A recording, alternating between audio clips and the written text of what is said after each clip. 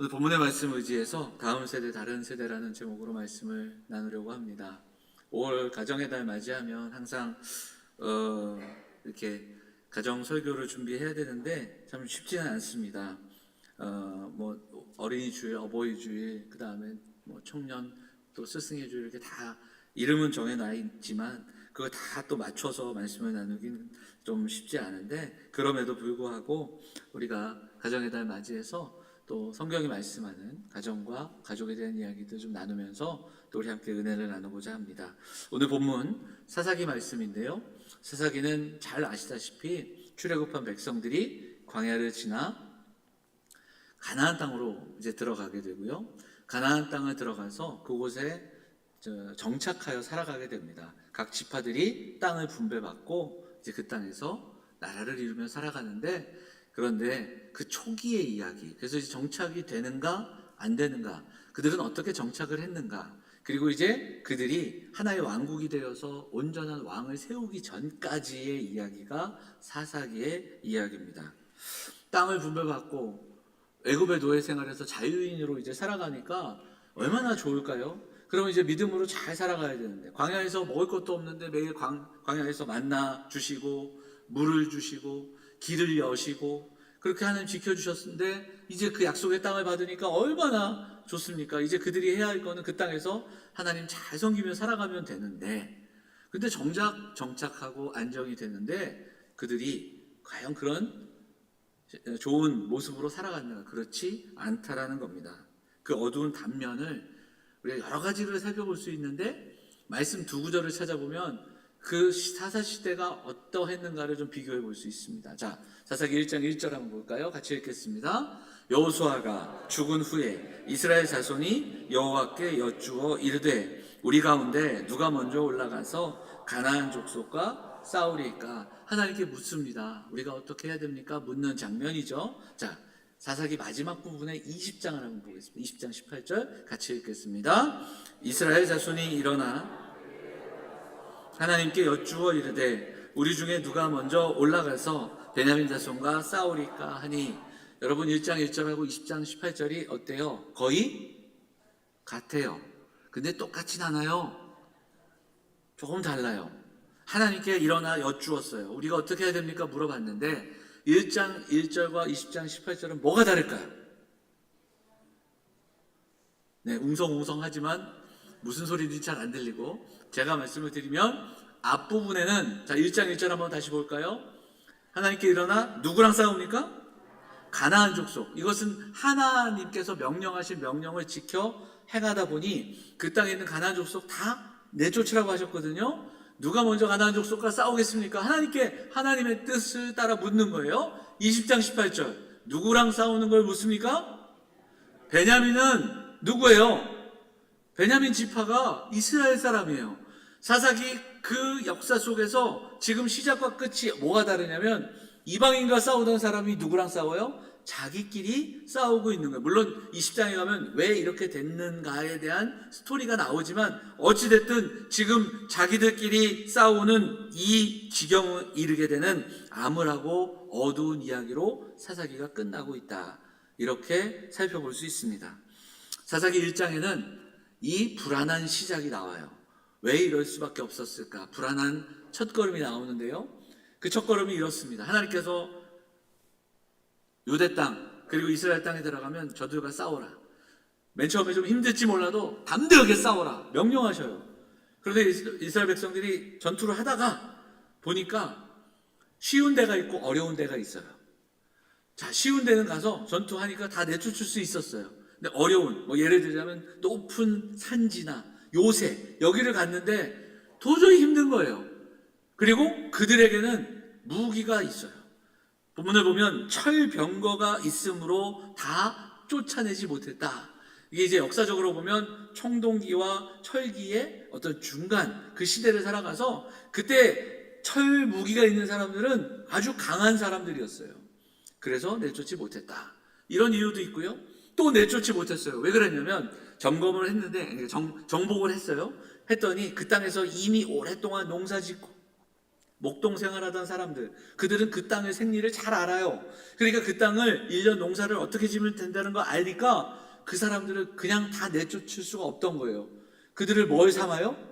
종을 삼은 거예요. 그들이 이곳에서 인력을 하면 그들에게 경제적인 이익이 너무너무 많이 생기니까 그들을 종 삼고자 하는 그런 마음이 생기고, 말씀이 내게 손해가 된다 생각하니 그들을 다 내쫓지 못했던 겁니다. 적당한 타협, 핑계가 있었고요. 그리고 그들에게는 이유가 있었습니다. 그래서 다 승리하고 정착하지만 온전한 승리가 아니라 선택적인 순종이었고 반쪽짜리 승리였다. 이렇게 성경이 우리에게 알려주는 것이 사사기의 앞부분의 내용입니다. 자, 그런데 2장은, 우리가 읽었던 2장은 이것을 한 번 더 진단하는데, 이런 이유가 있고 저런 이유가, 철병거 때문에, 그리고 경제적인 이유 때문에, 여러 가지 이유를 쭉 1장에서는 우리에게 보여주는데 2장은 그 진단을 조금 더 근본적인 진단을 합니다. 자, 2절 한 번만 다시 읽어볼까요? 오늘 여기 어떤 2장 2절 같이 읽겠습니다. 시작. 너희는 이 땅의 주민과 언약을 맺지 말며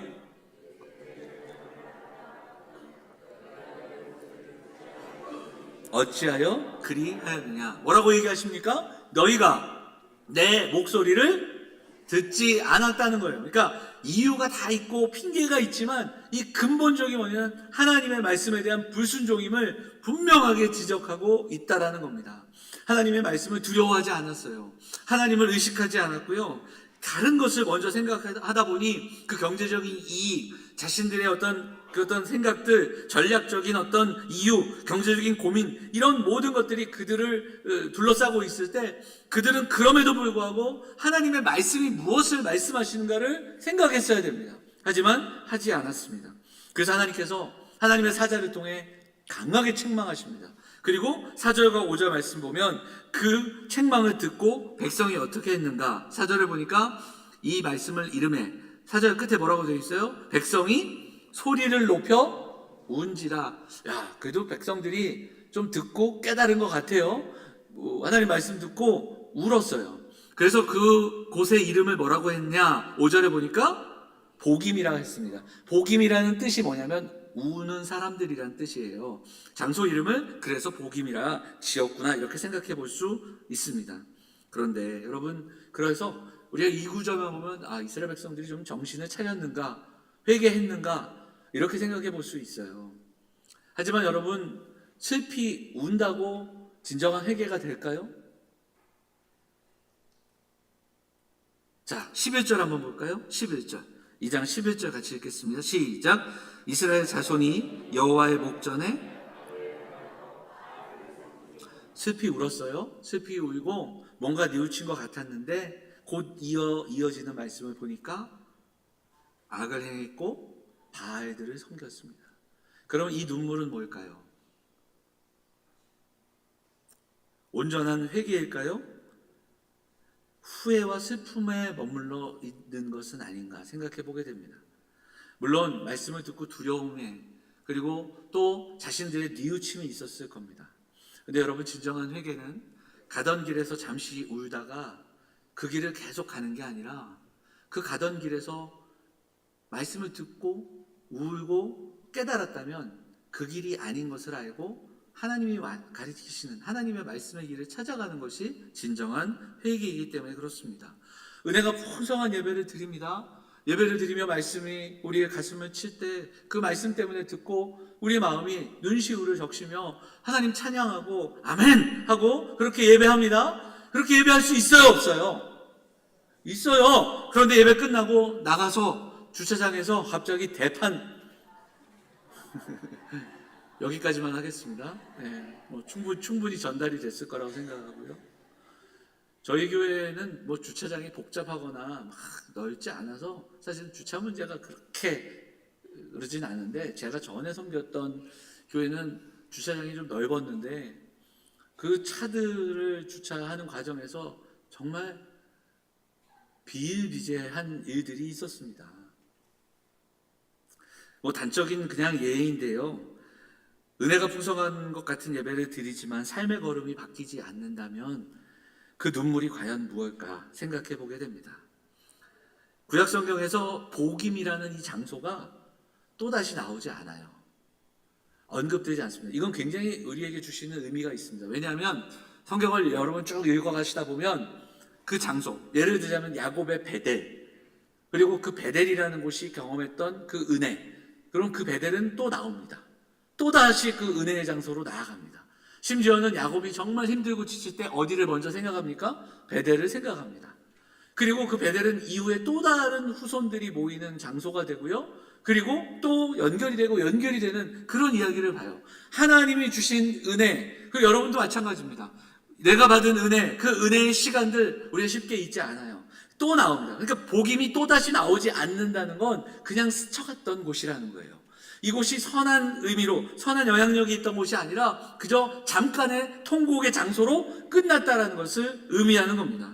자, 여러분, 우리가 11절 읽었는데 10절, 오늘 10절이 우리가 읽었던 본문의 마지막 결론과도 같은 이야기인데 10절을 한 번 더 읽어보도록 하겠습니다. 그 세대의 사람도 다 그 조상들에게 돌아갔고 그 후에 일어난 다른 세대는 여호와를 알지 못하며 여호와께서 이스라엘을 위하여 행하신 일도 알지 못하였더라. 제가 오늘 여러분과 함께 나누고 싶은 이야기는 바로 여기에 있습니다. 자, 여러분, 우리가 이스라엘 백성들의 출애굽과 그리고 사사기 정착에 대한 이야기를 나눴어요. 슬피 울기도 했지만 그들이 온전히 돌이키지 않았습니다. 그 결과 어떤 일들이 있었는가를 볼까요? 여기에 보면 이런 표현이 나옵니다. 그 후에 일어난 무슨 세대? 다른 세대, 이렇게 나옵니다. 여러분, 우리가 지금 교회를 위해 기도할 때, 우리 주일학교를 위해 기도할 때 이렇게 기도합니까? 다른 세대라고 기도합니까? 그렇지 않아요. 뭐라고 얘기합니까? 다음 세대라고 이야기하는 거예요. 다음 세대가 가지고 있는 뜻은 무엇입니까? 다음 세대를 통해 볼 수 있는 게 뭐예요? 공통점이 분명히 있는 겁니다. 우리를 가고 있는 그 길을 따라오는 다음 세대예요.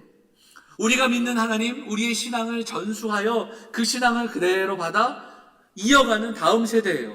80년의 세월 동안 하나님께서 교회를 이 땅 가운데 있게 하시고, 그리고 앞선 신앙의 선배들의 그 길을 다음 세대가 따라가게 하고 그 눈물의 길을 또 따라가는 거예요. 우리가 믿는 하나님, 그 하나님이 나의 하나님이고 아버지 하나님이 나의 하나님인 고백하는 다음 세대입니다.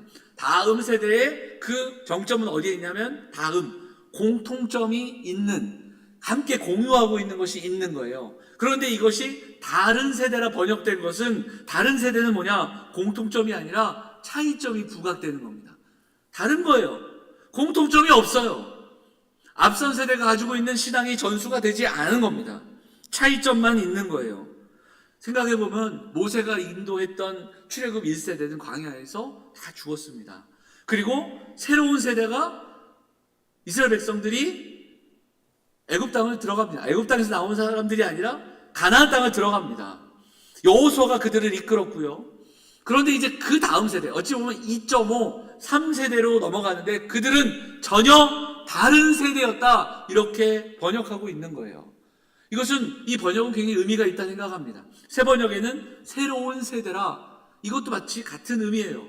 전혀 새로운, 공통점도 없고 그 역사적인 전통성도 없고요, 또 함께 공유하고 있는 것이 없는 거예요.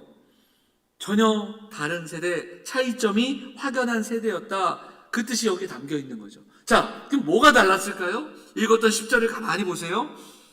일어난 다른 세대는, 첫째, 여호와를 어떻게 했습니까? 알지 못했습니다. 여호와를 알지 못했어요. 알지 못했다는 건 뭐예요? 듣지 못한 겁니다. 여호와가 누구신지를 듣지 못한 거예요. 보지 못한 거예요. 두 번째, 여호와께서 이스라엘을 위하여 행하신 일도 알지 못했던 겁니다. 여호와를 알지 못했어요. 율법을 알지 못했고 배우지 못하고 듣지 못했습니다. 여호와의 성품과 여호와께서 우리를 얼마나 사랑하시는지, 아브라함의 하나님, 이삭의 하나님, 그 하나님을 듣지 못한 겁니다. 어느 순간부터. 그리고 그 하나님이 우리 아버지, 우리 할아버지에게 하셨던 그 놀라운 일들을 알지 못하는 겁니다. 기도의 응답, 하나님의 도우심, 사인을 경험하지 못하고 그것을 들려주는 부모가 없었던 겁니다. 하나님의 말씀이 우리를 어떻게 지켜주셨고 그 순종의 걸음에서 어떻게 함께 하셨는지를 알려주지 않은 거예요. 우리가 복음을 전하는 이야기를 할 때 두 가지를 이야기합니다. 첫째는 우리가 아는 복음 전도 선교예요. 행적인, 그래서 경계를 허물고 경계를 넘어 복음을 전하는 겁니다. 땅끝까지 복음을 전하는 이야기가 전도예요. 하지만 이것만이 있는 것이 아니라 위에서 아래로의 전도도 있습니다. 공동체로 이렇게 모였을 때 이 공동체에는 어른이 있고 그 다음 세대가 있고 또 다음 세대가 있는 거예요. 그래서 신앙을 전수하는 겁니다. 신앙을 가르치는 거죠. 가정에서도 마찬가지입니다. 가정에서도 신앙을 다음 세대로 전하는, 그래서 다음 세대라고 이야기하는 거예요. 디모데후서 2장 2절에 보면 이렇게 사도 바울이 권면합니다. 또 네가 많은 증인 앞에서 내게 들은 바를 충성된 사람들에게 부탁하라. 그들이 또 다른 사람들을 가르칠 수 있으리라. 말씀을 전하는 그 일은 또 다른 사람들에게 그 말씀이 전해지는 그 과정들이 있다라는 겁니다. 바울이 디모데에게 부탁했습니다. 충성된 사람들에게 말씀을 가르치라. 그것이 하나님의 뜻이라는 겁니다. 여러분, 복음서를 우리가 수요 성경대학, 금요 성경대학 때 나누는데, 여러분, 복음서가 갖고 있는, 복음서가 우리에게 하는 핵심적인 메시지가 뭡니까? 첫째는 예수 그리스도가 누구신가예요. 복음서는 그 이야기를 전합니다. 두 번째는 뭡니까? 그 예수 그리스도가 무엇을 하셨는가예요. 복음서는 그 시작부터 끝까지 예수 그리스도 그는 누구시며 그분이 무엇을 하셨는가를 다각적인 다양한 관점에서 우리에게 들려줍니다. 그런데 복음서를 가만히 읽어보면 복음서의 끝에 그 두 가지만 있는 게 아니에요. 그러면 그 예수 그리스도를 알고 예수 그리스도가 하신 일들을 경험했다면, 그러면 그 다음에 우리는 어떻게 살아야 되는가, 어떻게 해야 되는가가 나옵니다. 그래서 복음서의 뒷부분에는 계속해서 그 이야기가 나와요. 우리가 지난주에 엠마오로 가는 두 제자 이야기 나눴잖아요. 그 이야기의 후반부에 24장의 결론, 누가복음의 결론과도 같은 이야기에 이런 구절이 나오잖아요. 너희는 뭐예요? 이 모든 일의 증인이라, 이렇게 되어 있습니다. 이게 누가복음에만 있지 않아요.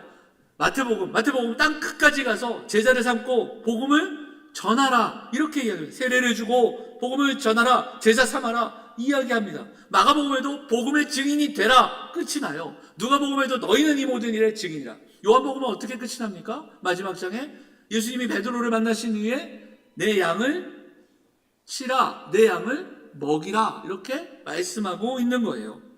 예수님을 믿는 사람들은 제자이며 증인입니다.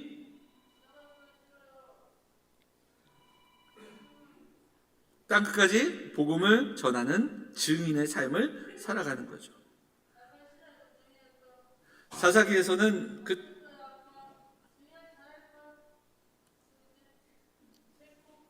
재현아 전화 받았어. 재현아 전화 받았어요. 네. 자, 사사기에서는 그 당연하고 마땅한 일, 가나안 땅으로 인도하신 하나님의 은혜, 그 엄청난 구원의 소식을 전했던 이야기가 들려지지 않아요. 그래서 정말 안타깝지만 다음 세대가 아니라 다른 세대가 등장하는 겁니다. 여러분, 신앙은 저절로 전수되지 않습니다. 그래서 우리가 말로, 행사로 전해지는 것이 아니기에 이 신앙의 무게를 감당하며 또 예배하며 그 말씀대로 살아가는 걸음을 무겁지만 한 걸음 한 걸음 걸어가는 이유가 될 겁니다. 제가 설교 준비할 때 이렇게 이 본문 설교를 이제 예전에 어떻게 했는가 겹쳐질 수 있으니까요. 특히 절기나 이런 어떤 주제가 있는 때는 예전에 했던 설교들을 좀 찾아보죠.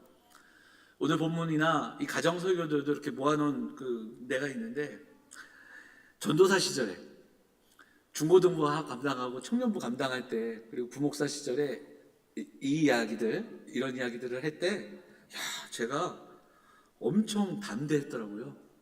막 침 튀면서 이야기를 했어요. 보니까 우리가 똑바로 믿어야 된다. 왜 애들을 그렇게 키우시냐? 왜 시험 때만 되면 우리 중고등부 애들 왜 안 나오고, 왜 중직자들 왜 아이들 이렇게 가만 놔둘 거냐? 막 이러면서 제가 무슨 생각으로 그렇게 강하게 그 이야기가 맞는데, 언제부턴가 5월이 다가오면 참 조심스러워지기도 하고요. 죄송한 말이지만 부끄럽기도 하고, 연로하신 어머니 잘 섬기지 못하고, 아이들이 이제 대학생, 고등학생인데요.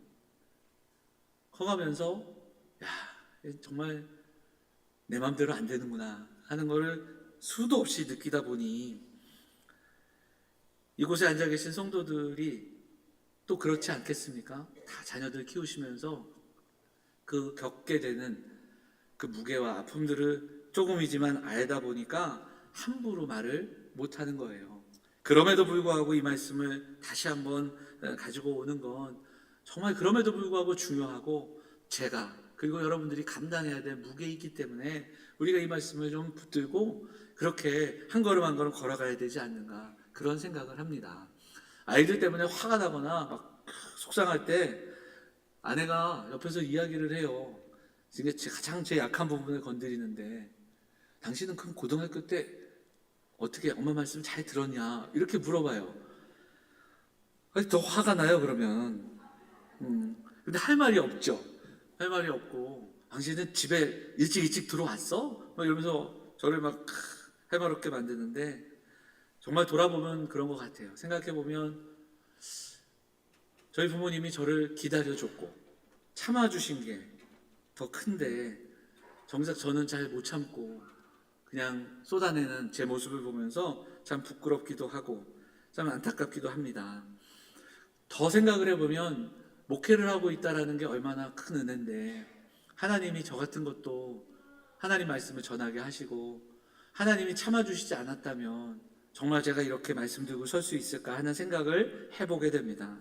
여러분 그렇게 생각해 본다면 지금 여러분들 자녀들 때문에 너무 힘들어하고 아파하지 말고 하나님이 저나 여러분을 참아주시고 기다려주셨다면 하나님은 우리 자녀들도 그렇게 참아주시고 기다려주실 거예요.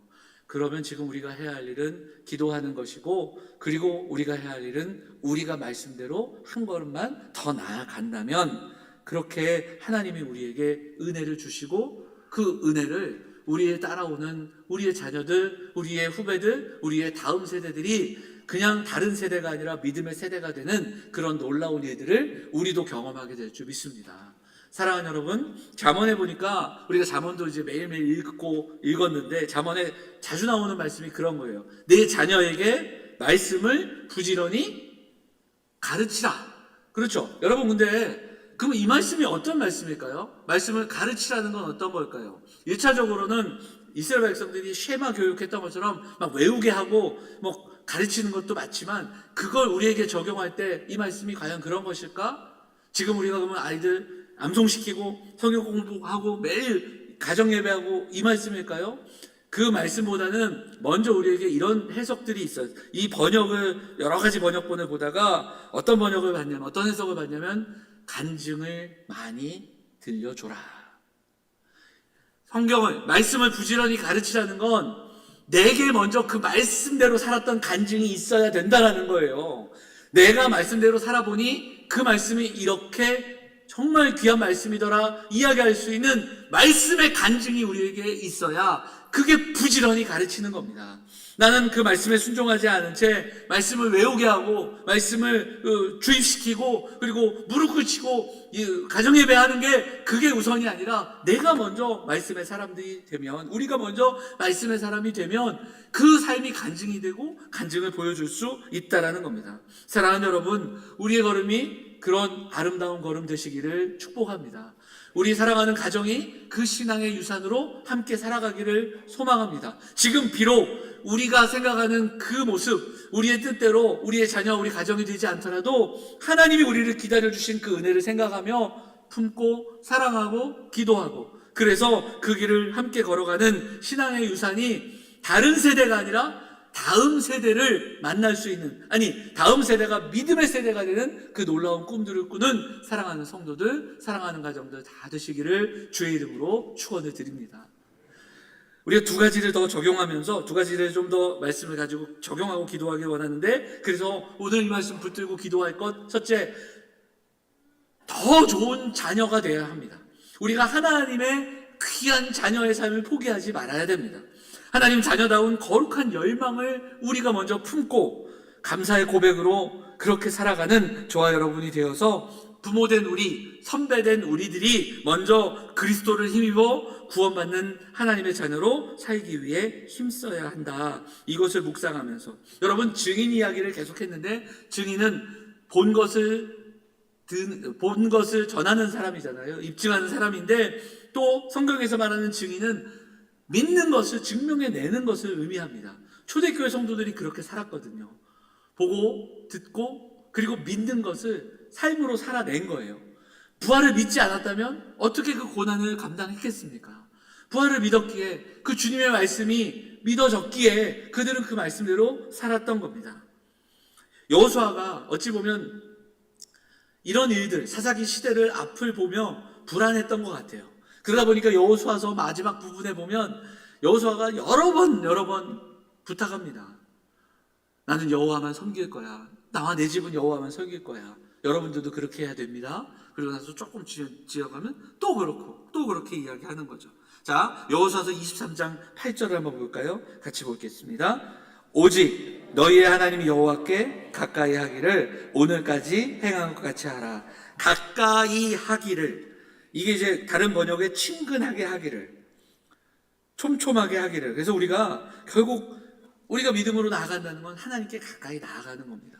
사랑하는 성도들이 자녀들을 위해 기도하고 걱정하지만 우리가 먼저 하나님께 가까이 나아가고 또 한 걸음 더 나아가고, 기적을 경험하고 또 응답을 경험하는 것도 중요하지만 매일매일 한 걸음 한 걸음 주님과 가까이, 주님과 동행하는 삶을 살아갈 때 우리가 먼저 하나님의 좋은 자녀가 된다면, 그럼 우리의 뒤를 따라오는 자녀들 끝까지 좋은 자녀로, 믿음의 사람들로 함께 걸어갈 줄 믿습니다. 지금 조금 다르더라도, 지금 만족스럽지 못하더라도, 지금은 상처가 있고 지금은 좀 안타까운 모습이 있더라도 그게 책망의 대상이나 또 정죄의 대상이 아니라 우리가 기다리고 우리가 품고 사랑하고, 그래서 우리도 그렇게 하나님이 대해 주신 것처럼, 그래서 그 하나님의 자녀로 지금 내가 살아가는 것처럼 그렇게 그 길을 함께 걸어갈 수 있는 우리의 자녀들, 우리의 가정 되시기를 소망하면서 함께 기도하는 사랑하는 성도들이 다 되시기를 간절히 바랍니다.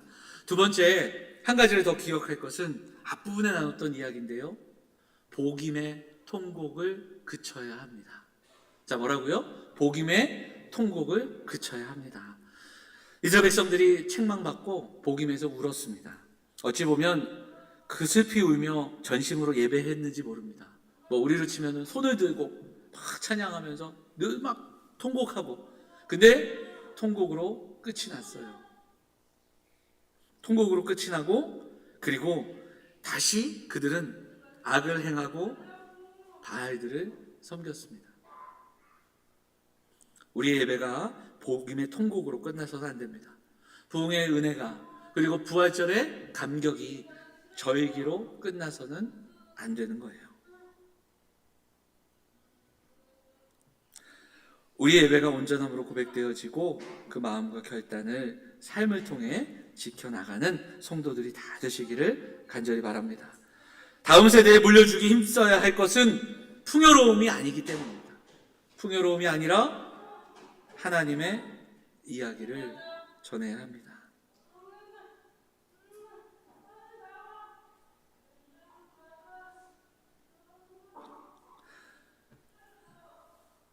우리 성도들 좀 이해해 주셔야 돼요. 이해해 주시고 기도 많이 해 주셔야 됩니다. 자, 다시 다음 세대에게 물려줘야 될 것은 풍요로움이 아니라 하나님 주시는 하나님의 이야기를 물려줄 수 있으면 좋겠습니다. 먼저는 우리 교회가 80년 동안 하나님 우리에게 주시는 은혜가 있습니다. 우리 각 사람에게 하나님이 정말 풍성한 은혜를 주십니다. 이거 먼저 내가 잊지 말고 그 하나님의 은혜의 사람으로 살아감을 놓치지 않는 성도들이 되시기를 바랍니다. 이 일을 위해 힘쓸 때 다음 세대가 땅에 집착하지 않고 물질에 집착하지 않고 그 땅을 주신, 그리고 우리의 삶을 풍요롭게 하시는 하나님을 바라볼 수 있는 겁니다. 그래서 10절 말씀처럼 여호와를 알지 못하고 여호와께서 하신 일들을 알지 못하는 세대가 아니라, 그런 다른 세대가 아니라 하나님을 알고 그 하나님이 하신 일들을 찬양하고, 그리고 이 모든 일에 증인이 되어 함께 증언하고 전하는 그러한 세대로 살아갈 수 있다라는 겁니다. 부모이고 어른이고 선배로 살아가는 우리들이 무엇을 믿고 무엇을 섬기며 살아가는가를 보여주고, 다른 세대가 아니라 다음 세대로 신앙을 이어가고 전수하는 믿음의 세대를 이끌고 세워갈 수 있는 사랑하는 영암교회 80주년의 감사가 다른 무엇이 아니라 바로 그 다음 세대를 바라보며 하나님 앞에 감사함으로 한 걸음 한 걸음 나아갈 수 있는 영암의 모든 가정들, 사랑하는 믿음의 공동체 되시기를 주의 이름으로 축원을 드립니다.